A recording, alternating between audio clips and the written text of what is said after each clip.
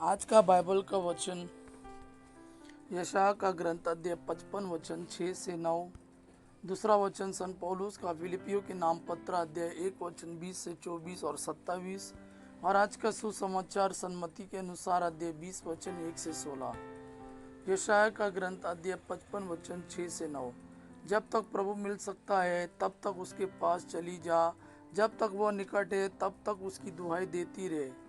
पापी अपना मार्ग छोड़ दे और दुष्ट अपने बुरे विचार त्याग दे। वह प्रभु के पास लौट आए और वह उस पर दया करेगा, क्योंकि हमारा ईश्वर दया सागर है। प्रभु यह कहता है, तुम लोगों के विचार मेरे विचार नहीं है और मेरे मार्ग तुम लोगों के मार्ग नहीं है।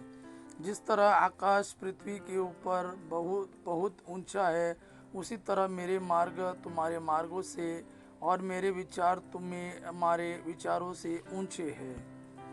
आज का दूसरा वचन सन पौलुस का फिलिपियों के नाम पत्र अध्याय 1 वचन 20 से 24 और 27। मेरी हार्दिक अभिलाषा और आशा यह है कि चाहे मैं जीवित रहूं या मरूं, मुझे किसी बात पर लज्जित नहीं होना पड़ेगा और मसीह मुझ में महिमान्वित होंगे। मेरे लिए तो जीवन है मसीह और मृत्यु है उनकी पूर्ण प्राप्ति। किंतु यदि मैं जीवित रहूं तो सफल परिश्रम कर सकता हूं, इसलिए मैं नहीं समझ पाता कि क्या चुनूं।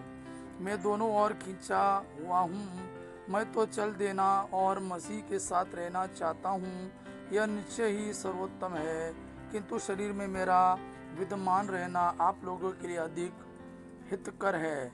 आप लोग एक बात का ध्यान रखें, आपका आचरण मसीह के सुसमाचार के योग्य हो। इस तरह मैं चाहे आकर आपसे मिलूं, चाहे दूर रहकर आपके विषय में सुनूं, मुझे यही मालूम हो कि आप एक प्राण होकर अटल बने हुए हैं, एक हृदय होकर सुसमाचार के विषय विश्वास के लिए प्रयत्नशील है। आज का सुसमाचार सन्मति के अनुसार अध्याय 20 वचन 1 से 16। स्वर्ग का राज्य उस भूमिधर के सदृश है जो अपनी दागबारी में मजदूरों को लगाने के लिए बहुत सवेरे घर से निकला।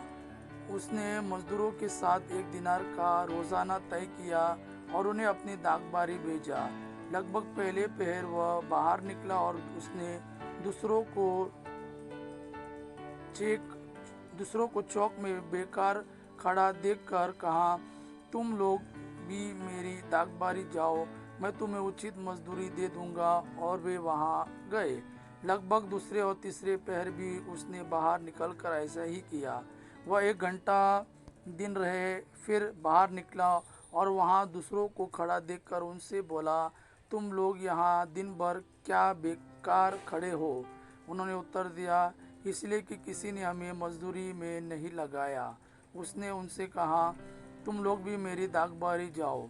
संध्या होने पर दागबारी के मालिक ने अपने कारिंदों से कहा, मजदूरों को बुलाओ, बाद में आने वालों से लेकर पहले आने वालों तक सबको मजदूरी दे दो।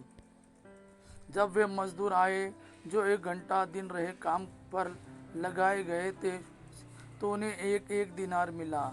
जब पहले मजदूर आए तो वे समझ रहे थे कि हमें अधिक मिलेगा, लेकिन उन्हें भी 1 दिनार ही मिला।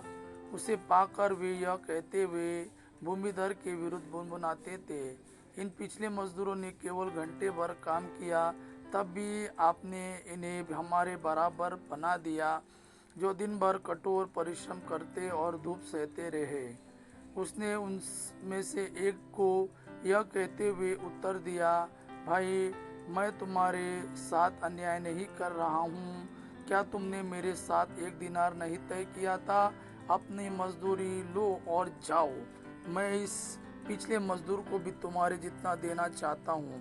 क्या मैं अपनी इच्छा के अनुसार अपनी संपत्ति का उपयोग नहीं कर सकता? तुम मेरी उदारता पर क्यों जलते हो?